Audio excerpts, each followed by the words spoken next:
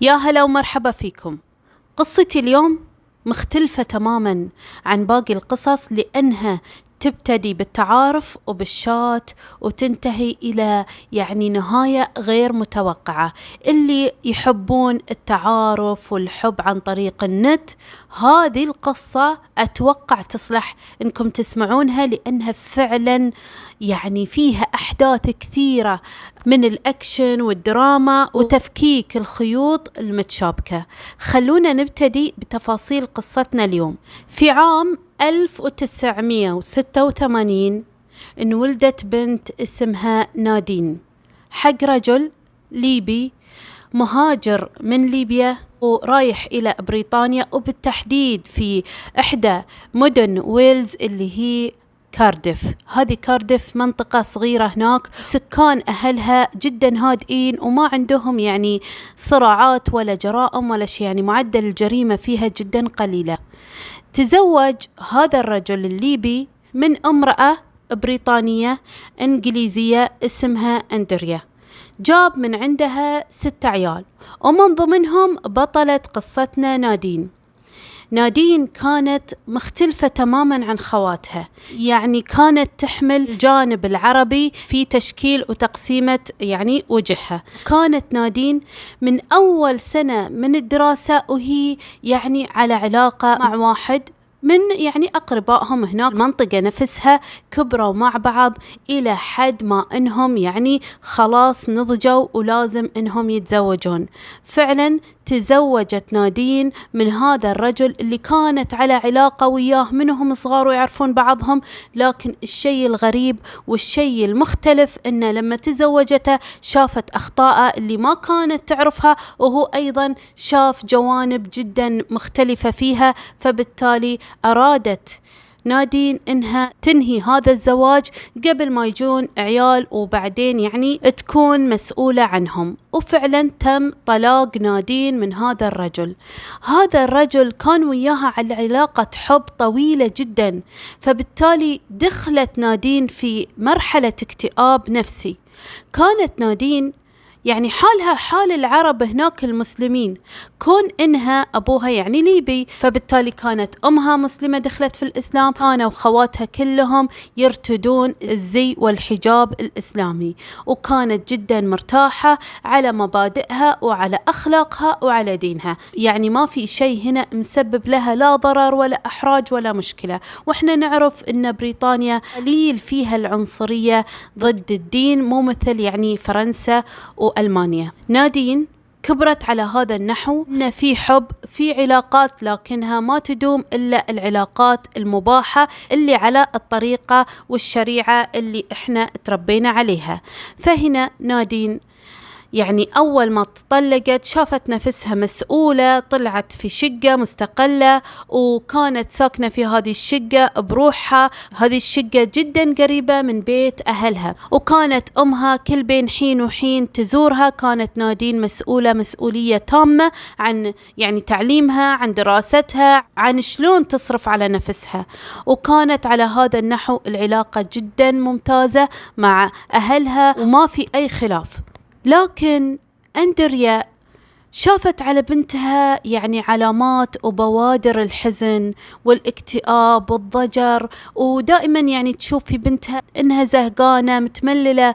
فقامت شوي شوي تتكلم معاها لما عرفت إن بنتها نادين تحتاج إنه يكون معاها أو في حياتها رجل ثاني، رجل عشان يستند عليها وتستند عليه في هذه الحياة. لكن شلون وهم أصلا المدينة أو المكان اللي هم فيه كارديف ما في كثير مسلمين، وغير كذا هي ما تبي إلا رجل على نفس العادات والتقاليد والثقافات اللي هي تربت عليها. وهذا أولا. ثانيا نادين تحب الشيء المختلف، تحب الشيء الجديد. قالت لأمها أنا أبي أخذ رجل أعرفه ويعرفني، ما أبي علاقة عادية أو عابرة يجي بس يخطبني، أو مثل ما يقولون خطبة صالونات وغيرها. لا، أنا أبيه واحد مختلف تماما، يكون بعيد عن مدينتي، أتعرف على عاداته وثقافاته وهو يتعرف علي. تبي في هذه العلاقة شوي غموض، شوي في اكتشاف أشياء جديدة، ما تبي نادين من نفس منطقتها. فهنا أمها عارفة إنه يعني صعب إنها تلاقي من برا وين بتروح، وهي أصلا نادر ما تطلع برا المنطقة اللي هي ساكنة فيها نادين. فاقترحت عليها أمها إنها ليش ما تدور في النت وتشوف تحط في مواقع مباحة، مواقع يعني تعارف للزواج يعني. فقالت لها بنتها لا مستحيل أنا أسوي هذا الشكل. قالت لها الأم أندريا ليش؟ بالعكس أنت تشوفين تتعرفين على عادات وثقافات وأنت موجودة في بيتكم، ما راح تسافرين ولا راح تروحين أماكن ثانية، فممكن هذا الرجل يكون يعني جيد ويكون مناسب لك. فقامت تضحك نادين وفعلا فتحت لها أكاونت على موقع اسمه مسلم ماتش. هذا الموقع تحطي فيه بياناتك كبنت وتقولين فيه شنو مؤهلاتك وشنو مواصفاتك، وإذا برضو تحطين صورة لك، وأيضا تبين تحطين يعني الشروط والمواصفات اللي تبينها في رجل الأحلام أو اللي موجود في موقع التعارف. فنادين شافت لها فرصة وفعلا راحت وحطت بياناتها كاملة وكانت صادقة وواضحة في هذا الموقع. سكرت الموقع، لكن بين الحين والآخر تفتحه تشوف إن كثير يرغبون في التعارف عليها، وكثير من نفس ديانتها ومن نفس العادات والتقاليد، وكذلك من بلدان مختلفة هي احتارت ما هي عارفة. لكن في واحد من هذولا شد انتباه نادين، لغته إنجليزية بلبل يعني كأنه ساكن في أوروبا لكن خلفيته مسلمة، ولا مو بس مسلمة، لا خليجي يعني فيه جودة. وغير كذا كاتب إنه رجل أعمال وبزنس مان في نيويورك. الله يا سلام، البنت شنو تبي غير إنه يكون واحد يعني من نفس الدين ومن نفس العادات والتقاليد، وبعد ثري يعني بعيشها عيشة الأحلام. فبالتالي هي راحت وحطت اسمه في مواقع التواصل الاجتماعي، في محرك البحث جوجل، شافت على أكاونته في الفيسبوك إنه يعني فعلا هو رجل أعمال، لأن الأشخاص يعلقون على صوره وعلى يعني الأكاونت حقه بعلاقات جدا يعني راقية، وكأنها تأكدت أن هذا الرجل صادق. فبعدها قبلت نادين في يعني التعارف وفتح صفحة جديدة في حياتها مع هذا الرجل. أول ما قبلت فيه كان يعني شكل وجهه فيه كاريزما، فيه نوع يوحي إنه يعني مثقف راقي. وفعلا أول ما تعرفت عليه سألته أنت من وين بالضبط؟ قال لها أنا من الإمارات. طبعا هو اسمه سامي المهري، مولود عام 1969. كان هذا الرجل أكبر منها قرابة 18 إلى 20 سنة. كان هذا سامي أصلا من اليمن، كون إن عائلة المهري معروفة من اليمن، بعدها أغلب هذه العائلة مهاجرين في الإمارات ماخذين الجنسية هناك، وبالتالي هو قال لها إنه بزنس مان يعمل في نيويورك. كذلك قال لها إنه يعني ابن رجل أعمال ودبلوماسي. هذا الأب يعني أبو سامي يشتغل هناك في الأمم المتحدة.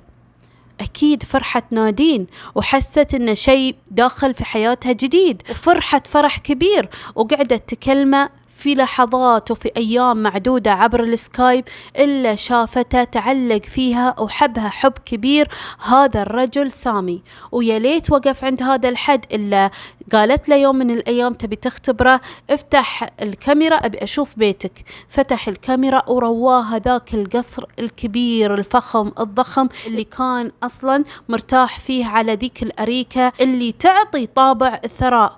فلما شافته ارتاحت وتأكدت نادين 100% أن هذا الرجل المناسب. غير فلوسه يعني أخلاقه وطريقته في الكلام أيضا محترم. فبدأت هنا العلاقة وياه عبر سكايب، عن طريق أيضا الواتساب، عطت رقمها والفايبر، وقعدوا يتكلمون مو بالساعة بالساعتين، إلا بالأيام 24 ساعة كانت على تواصل وياه في أي حركة وفي أي لحظة. يعني من تشوف وقت على طول تكلمه. وفي هذا الوقت سامي مثل ما قلنا حبها، هو تعلق فيها أكثر، فقام يرسل لها الموبايل جوال، وكذلك قام يرسل لها لابتوب، وأيضا ما وقف على هذا الحد إلا رسل لها فلوس كبيرة عشان تشتري لها سيارة.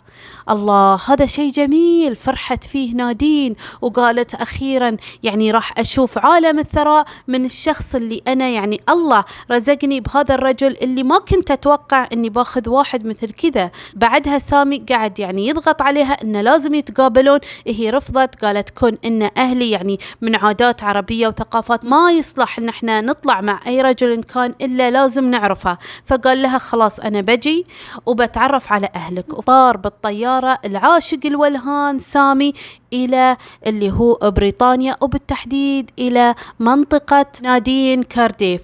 وفعلا تعرف على أهلها، كون إنها أصلا نادين متعلقة بأهلها مستحيل وهو يقدر يتواصل إياها في شقتها.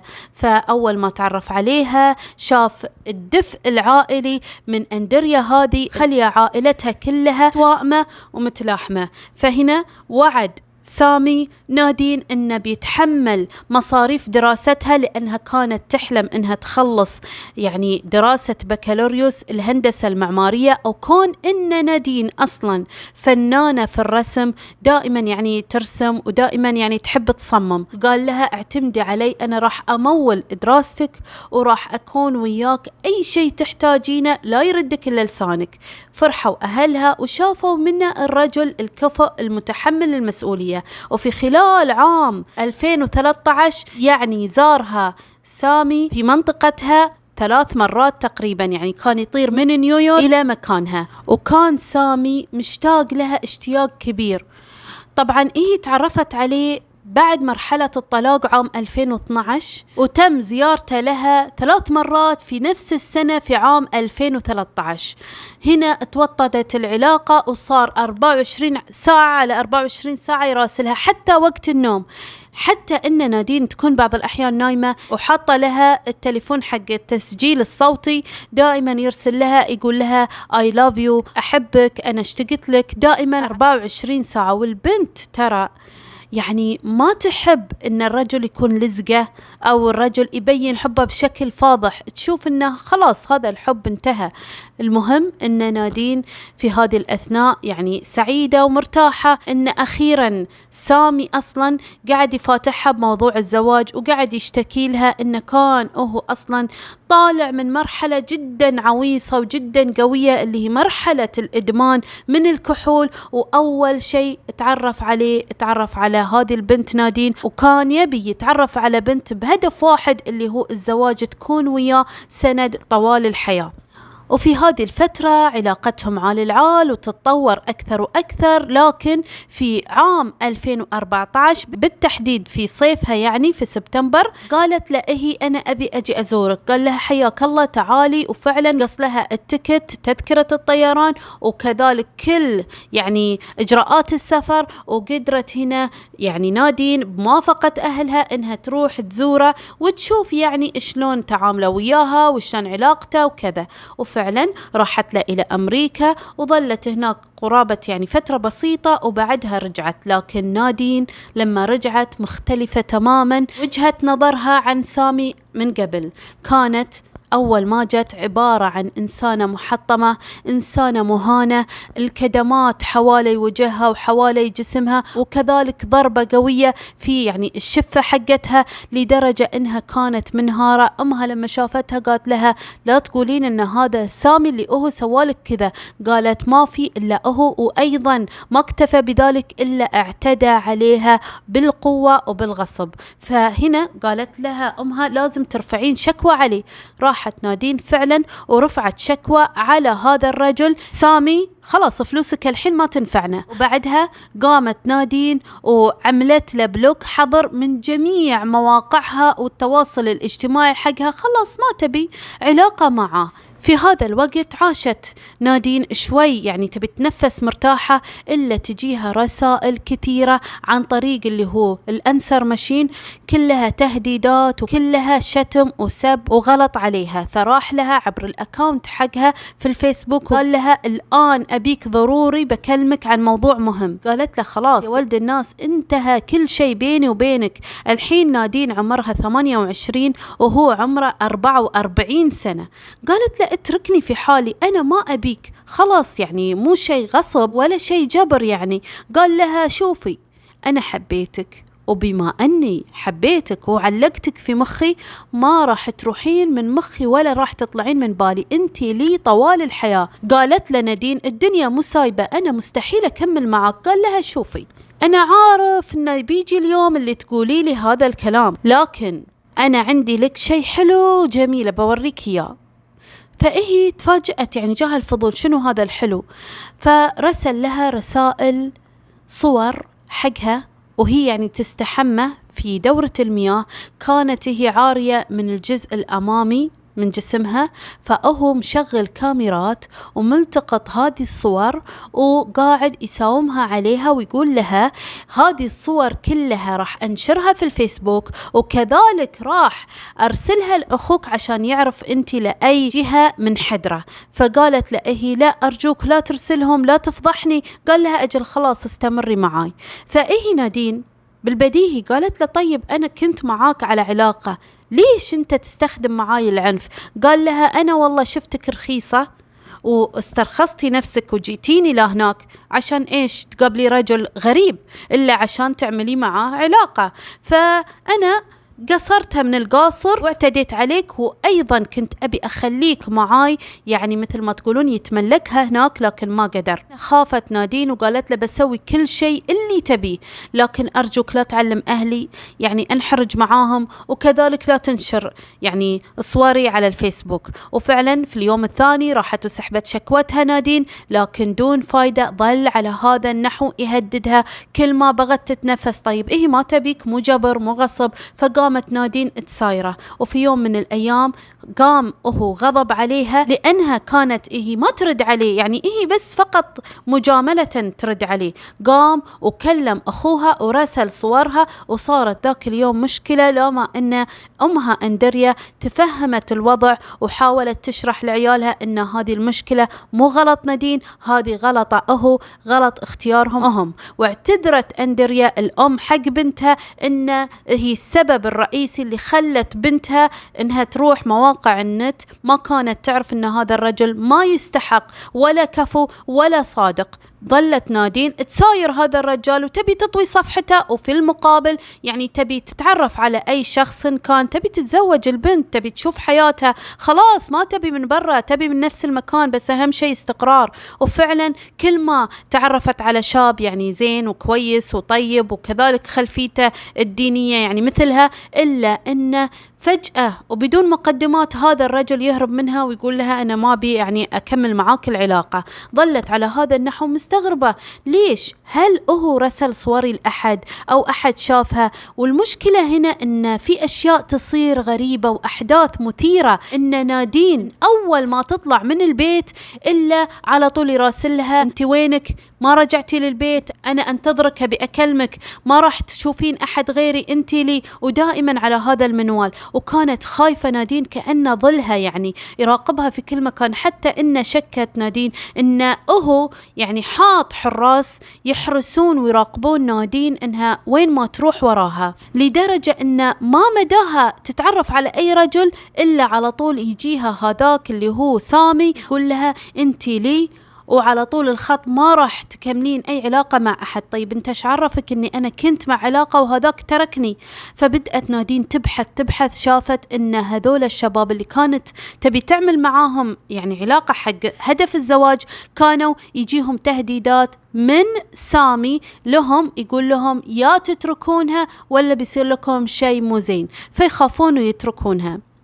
وفي يوم من الأيام نادين كانت يعني عام 2014 احنا نتكلم، كانت رايحة لإحدى الكافيهات في كارديف، وهناك شافت رجل عمره 36 سنة وكان محترم. أول ما شافها بالحجاب حقها جاء وقرب منها وقال لها يعني أبي أسألك عن خلفيتك، عن دينك هذا، لأن جدا أنا فضولي من هذه الناحية. فإيه ارتاحت وقعدت تتكلم وياه، شافته إنسان لبق ومحترم. اسمه هذا الرجل دانيال، وكان هذا دانيال جدا خلوق وكان عنده يعني أسلوب في التعامل، لكنه هو فعلا مو مسلم، لكنه قال لها أنا عندي الرغبة في الإسلام عشان كذا شفتك بحجاب وجيتك. قعدت نادين تتعرف عليه، وشوي شوي بدأت العلاقة تتطور. لكن في هذا الوقت كان هذاك سامي على طول يتصل عليها من نيويورك، وتهديدات وشتم وغلط طول الخط، وهي ما هي مرتاحة ولا عارفة شو تسوي. وفي هذه الأثناء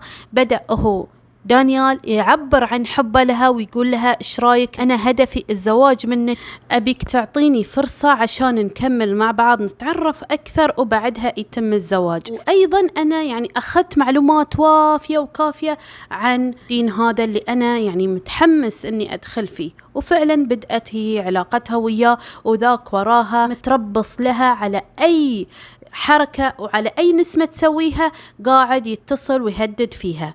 جاء اليوم اللي أخذت موعد، أول موعد تطلع وياه مع دانيال للذهاب لإحدى السينمات هناك. وفي هذه الأثناء فاجأها سامي إنه جاي في طيارة عشان يتفاهمون على موضوع الصور، وبيعطيها الجوال عشان هي تحذف الصور من جواله، أو تتأكد تأكد تام إنه أصلا ما عنده، وحذف جميع الصور حقها اللي موجودة عنده. ما قدرت نادين إلا إنها تلغي هذا الموعد مع هذا دانيال، وتقول له إن صديقها السابق جاء إلى بريطانيا وراح تتفاهم وياه على موضوع معين، وبعدها إن شاء الله لنا لقاء. فهنا راحت فعلا نادين واستقبلته من المطار، وهذا يوم 27. ثم يوم 28 نادين كانت في شقتها، وكانت يعني مسكرة جميع جوالاتها. أخوانها وأمها دائما يتصلون عليها ما يشوفون أي رد. هنا أخوها خاف عليها وراح فعلا ضرب مشوار إلى شقتها، وأول ما طق الباب إلا يتفاجأ إن سامي قاعد يعني حاط يده عليها بيخنقها، وكان على جسدها كله كدمات وضرب، قاعدين يتهاوشون، لأنه قال لها مستحيل أتركك وما راح أحذف الصور ولا اللقطات اللي موجودة عندي لأنك لي. طيب مو غصب، هي ما تبيك، مو جبر. إن الحمد لله أخوها جاء يعني في الوقت المناسب، فأخوها قام يتشابك وياه ويتضارب، وقال له يلا اطلع برا. قال لها أيضا أنت ما راح تروحين مع أي علاقة مع أي رجل ثاني. فإيه استغربت، أنت ايش دراك أصلا أني أنا على علاقة مع أحد كان. أخذ أخوها ووداه إلى محطة القطار، قال له يبا روح بيتكم، خلاص روح نيويورك حقك وقعد هناك، شوف لك بنت من هناك، خلاص احنا قفلنا بابنا. وصل فعلا لمحطة القطار عشان بيروح من كارديف إلى مطار هيثرو، تقريبا 280 كيلو يعني 2.5 ساعة. أول ما وصل نزل، وهنا كاميرات المراقبة كلها تثبت توصيل أخو نادين إلى المحطة ونزوله هذاك سامي ودخوله إلى المحطة. فعلا هنا فرحوا الأهل، وأخيرا تنفسوا الصعداء إن هذا زي اللزقة وجاي يروح عنا، خلاص ما نبيك. احنا نعرف إن في أيام يعني نيوير أو السنة الجديدة في عام 2015 كل البريطانيين يعملون يعني، وجميع الدول أغلبها الأوروبية وأمريكا وكذا، يعملون احتفال ويعملون يعني فعاليات، فالكل يعطونهم عطلة وإجازة في هذه الفترة. فهنا أندريا كانت مجهزة العدة عشان تحتفل مع بنتها ومع عيالها، إلا اتصلت عليها أختها تبي تقول لها تجي، جوالها أبدا ما في رد اللي هي نادين. اتصلت أيضا أمها عليها أكثر من مرة ما في أي رد. فهنا خافوا وقلقوا عليها، كون إن الاحتفال راح يكون في البيت دون فايدة نادين أبدا ما في لها أي رد. هذا الكلام يوم 30 ديسمبر عام 2014. لكن قالوا يمكن نايمة نشوفها اليوم الثاني. ما ناموا وأصبحوا يعني اليوم الثاني إلا جاهم اتصال من الشرطة، قالوا لهم افتحوا الباب نبي نتفاهم وياكم. أول ما دخلوا عليهم قالوا لهم اجلسوا استريحوا عندنا كلام لكم. شنو هذا الكلام؟ قالوا لهم إن نادين توفت، شافوها مبدئيا من تحرق وقدامها رسالة، وهذه الرسالة عبارة عن انها تبي تنهي حياتها، وانها صايرة في مرحلة اكتئاب، ولازم انها يعني خلاص ما تستمر في هذه الحياة، وتعتذر من حبيبها وصديقها سامي. قامت الأم قالت أجل ما في إلا هو اللي قتلها. قالوا لها ليش؟ قالت لأن بنتي مسلمة وتعرف أن هذا الشيء حرام، مستحيل أنها تقوم بهذا الفعل. فقالت لهم طيب شو وداها هذا الفندق، وليش يعني هي شقتها موجودة قريب من الفندق، ليش بتروح فندق؟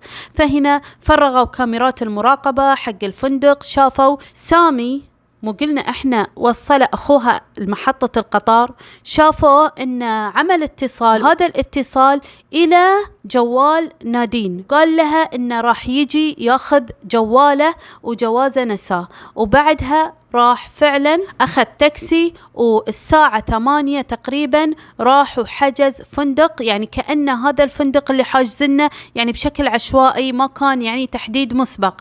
هذا الفندق اسمه فيوتشر إن، قريب جدا من شقتها، حجزه وفعلا جات نادين الساعة 9، راحت وياه الحانة اللي هو الكازينو، شرب هناك عدة جرعات من الكحول وكذلك عدة مواد من الحبوب هذه المخدرة، ومن ثم راح وياها إلى إحدى المطاعم. طبعا إيه لما صعدت للفندق على الساعة 8:30 9 كانت وياه قرابة 50 دقيقة، بعدها طلعوا وراحوا إلى إحدى المطاعم. كان الرجل يعني جدا مثل ما يقولون مو على طبيعته وعقله رايح بسبب هالمسكرات اللي شاربينها، حتى ان اللي هناك العمال والموظفين وكذلك الزباين اللي جالسين لاحظوا في هذا يعني التعامل انه مو فاعية. وبعدها طلعوا من هناك وشافهم احد الشهود وهم في الطريق قاعدين يتهاوشوا ويتخاصموا نادين مع سامي، ومن ثم لقطتهم كاميرا الفندق وهم داخلين إلى الغرفة، بالتحديد غرفة 203، وكانت نادين يعني ما هي تحت التهديد ولا شيء، صعدوا وياه إلى الغرفة. وهذه الكاميرا كانت آخر لقطة يعني ثبتت نادين وهي على قيد الحياة في الوقت تقريبا 11:15 دقيقة. نزل بعدها الساعة 12 سامي وراح تحت عند الاستقبال يسألهم إذا في كازينو قريب وإنه يبي يصرف يعني مبلغ مالي. فعلا جاوب راعي الاستقبال وراح الكازينو، جلس هناك وتناول يعني كمية كبيرة جدا من الكحول وكذلك 15 حبة من المواد هذه المخدرة، ومن ثم صعد مرة ثانية إلى شقته الساعة 3:30 الفجر تقريبا، نزل وعنده معداته وأغراضه كلها من الفندق، وراح وشافوه أيضا عبر الكاميرات إنه ماخذ سيارة نادين ومتجه فيها إلى مطار هيثرو، ومنها انطلق بالطيارة إلى وين الله أعلم.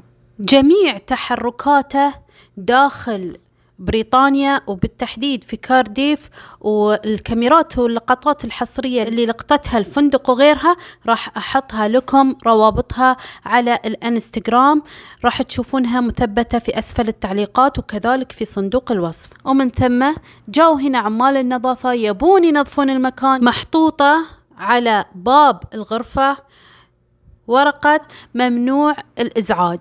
فظلوا هنا ساعة ساعتين 3، لكن هم يبون يعني يتفاهمون مع الرجل، لأن هذا الرجل أصلا حاجز الغرفة مدة يوم واحد، فيبون يتفاهمون وياه، ما في أي رد. بعدها قاموا وفتحوا باب الغرفة إلا يشوفون امرأة ممددة في العشرينات من عمرها، وكانت حاطة يد على يد، وكان جسمها عاري ومغسل تماما، مغسول ما في عليه أي بصمات ولا عليه أحماض نووية ولا غيرها، وكان يمها هذه الرسالة اللي توحي باكتئابها، وانها يعني تبي تقول لهم انها تبي تنهي حياتها لانها مو قادرة تعيش هذه الحياة. وفي هذه الاثناء على طول اصحاب الفندق اتصلوا بالشرطة وكذلك الادلة الجنائية والطب الشرعي. الطب الشرعي على طول اخذ نادين، شاف ان اول شيء المعاينة الاولية نادين كانت عليها علامات وكدمات في جميع اجزاء جسمها، تقريبا 17 كدمة، وكذلك عضة على ذراعها، وأيضا شافوا علامات خنق قوية جدا في حلقها. فهنا نهائيا ابتعدوا ابتعاد تام ان هذا الخلاف يكون عبارة عن انهاء حياتها، لا اكيد ان هذه اصلا فيها يعني جناية. وهنا راح تفكيرهم للي حجز هذه الغرفة. مين اللي حجز الغرفة؟ سامي المهري. فعلى طول شافوا عن طريق بيانات اللي حقهم عبر المطار ان هذا سامي انطلق من بريطانيا، بالتحديد من لندن مطار هيثرو إلى البحرين ترانزيت، ومن ثم إلى قطر.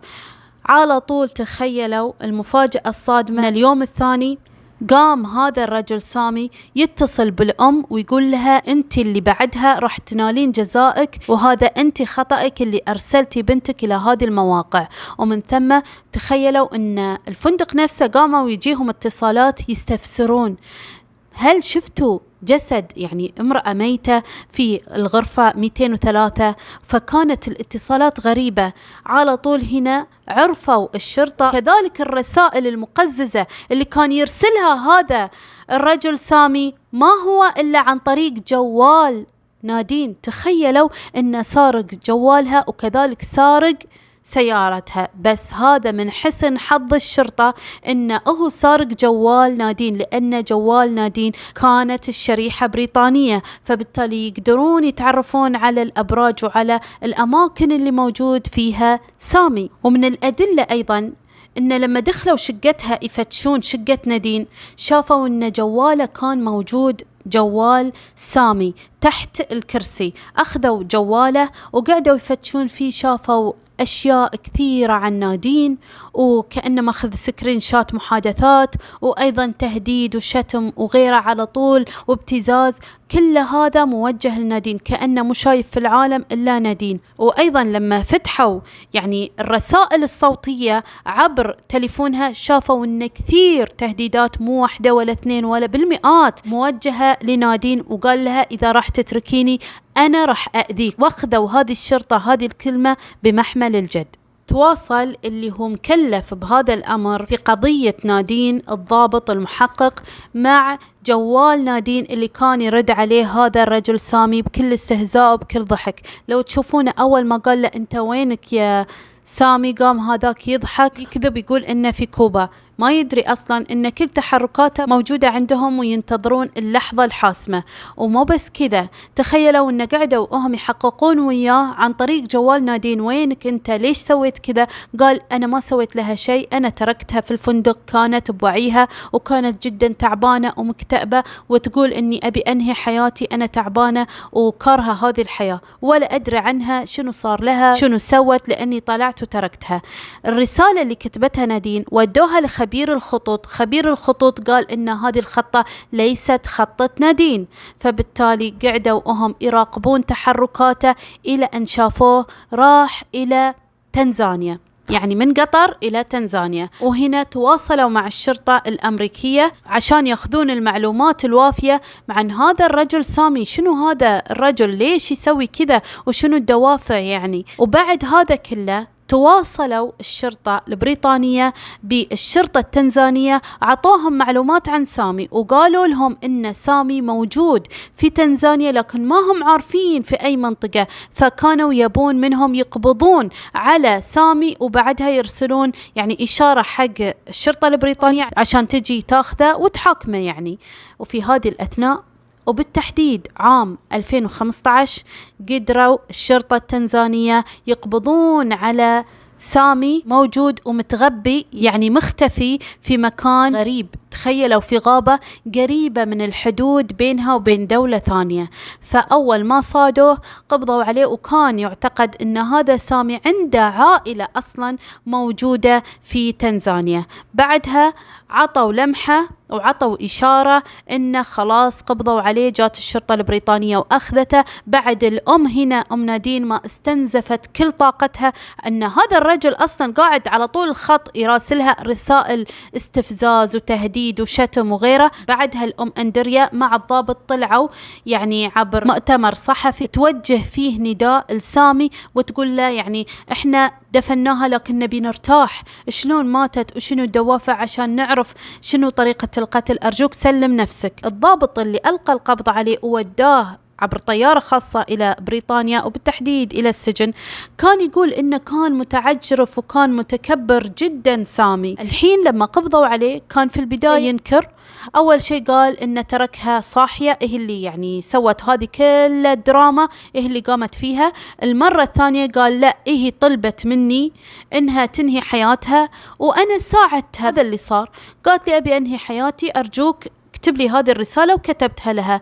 لكن الشرطة والأم وأهلها وعائلتها كانوا جدا رافضين هذه الفكرة، ظلوا على هذا النحو في محاكمته، مو راضي يعترف يقول الحقيقة سنة كاملة حتى عام 2016 حكم عليه القاضي 17 سنة سجن بتهمة القتل العمد دون سبق الإصرار والترصد، مع إمكانية إطلاق صراحة. لكن قبل كل هذا شافوا إن عنده انفصام في الشخصية، ساعة يضحك ساعة يصيح. ودوه الطب النفسي عشان هل يقدر يوقف أمام المحكمة يعني بكامل قواه العقلية ولا لا. الطب النفسي أعطوا تقرير أن هذا الرجل فعلا فيه بوادر من العدوانية والتسامح وكذلك الإحباط، فبالتالي قادر أنه يقابل المحكمة ومسؤول عن تصرفاته.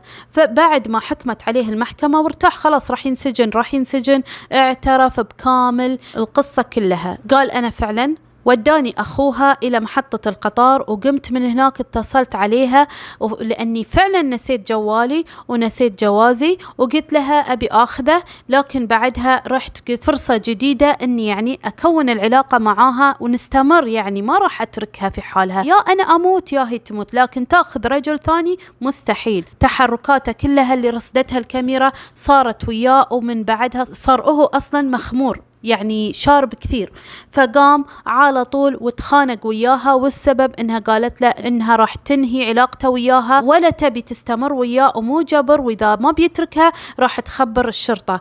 هنا قام وأنهى حياتها، ومن بعدها سرق جوالها وسرق اللي هو سيارتها، راح فيها للمطار وانطلق. طبعا هم استغربوا يعني من اعترافات الأم أن هذه البنت كانت دائما تعبانة ومنهكة وتقول شلون قاعد يراقبني.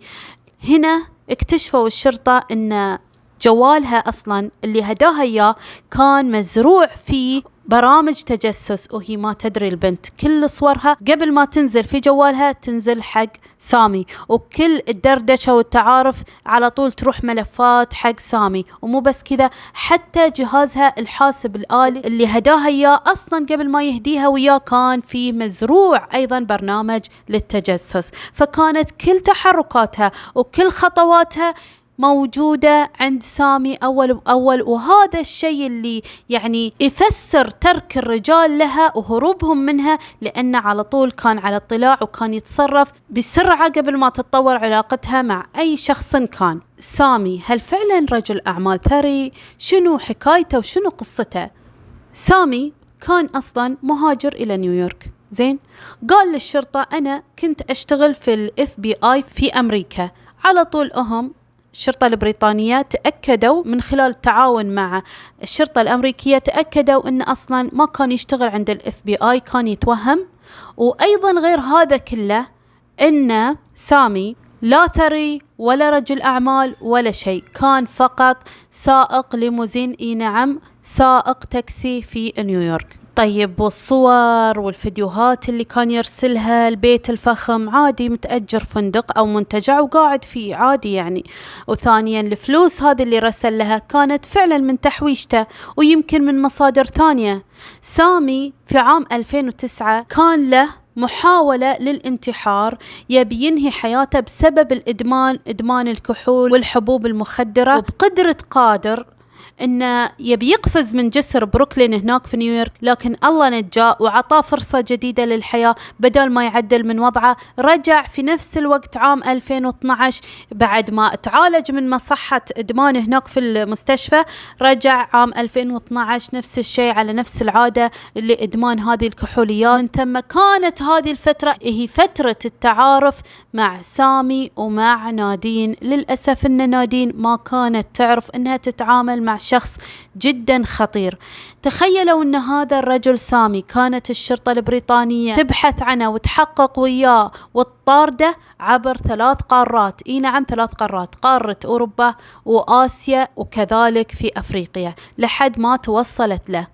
نادين طلعت بعدين ووجهت له كلام، وكان جدا كلام محبط وكلام يعني يكسر القلب. قالت له احنا عاملناك كفرد من افراد العيلة، شوف انت وين وصلت بنتي، هذه بنتي كانت شعاع وكانت مثل الشمعة تضوي في بيتنا، انت جيت واطفأتها لكن ما قدرت انك يعني تمحيها من ذاكرتنا، لازلنا نتذكر نادين في كل مكان وعلى اي موقف. وايضا طلعت نادين أندريا، وألقت بيان للصحافة خارج المحكمة تقول لهم أن أخيرا طلع حق نادين، وأخيرا بعد ما حكمت عليه المحكمة أن بتراح ترتاح في ترابها بعد ما أخذ هذا جزاء العادل في الدنيا، وإن شاء الله ياخذ جزاء في الآخرة. المواقع هذه خصوصا مواقع التعارف احنا نشوف كثير من الأشخاص اللي حياتهم يعني فعلا تكون سعيدة ويتزوجون ويجيبون عيال وتستمر حياتهم،